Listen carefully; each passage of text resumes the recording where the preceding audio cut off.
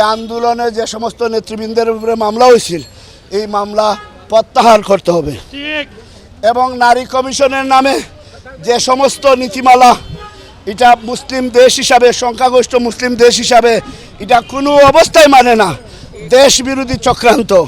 এবং কমিশন যে সমস্ত রিপোর্ট তৈরি করেছে এই রিপোর্টগুলা অবিলম্বে বাতিল করতে হবে এবং তত্ত্বাবধায়ক সরকারকে আমরা বলছি এটা আপনাদের কাজ নয়, আপনাদের কাজ দেশে স্থিতিশীলতা পরিবেশ তৈরি করা, রাজনৈতিক দলের সাথে সমন্বয় করে দ্রুত রাজনৈতিক দলগুলোর হাতে ক্ষমতা হস্তান্তর করা। আমাদের দাবি একটাই, এই কোরআন সুন্নাহ বিরোধী বিতর্কিত নারী সংস্কার কমিশন সম্পূর্ণরূপে বাতিল করতে হবে এবং শাপলা সহ জুলাই গণহত্যার বিচার করতে হবে এবং ভারতে ইসলামের নেতৃবৃন্দ এবং এদেশের হক্কানি উলামায়ে কেরামদের নামে যেসব মিথ্যা মামলা রয়েছে এই মামলাগুলো প্রত্যাহার করতে হবে। এলএমই সার্টিফাইড বিশ্ব সেরা কপারে তৈরি ওয়ালস এন্ড কেবলস, যা আপনার স্থাপনাকে রাখবে সব সময় নিরাপদ।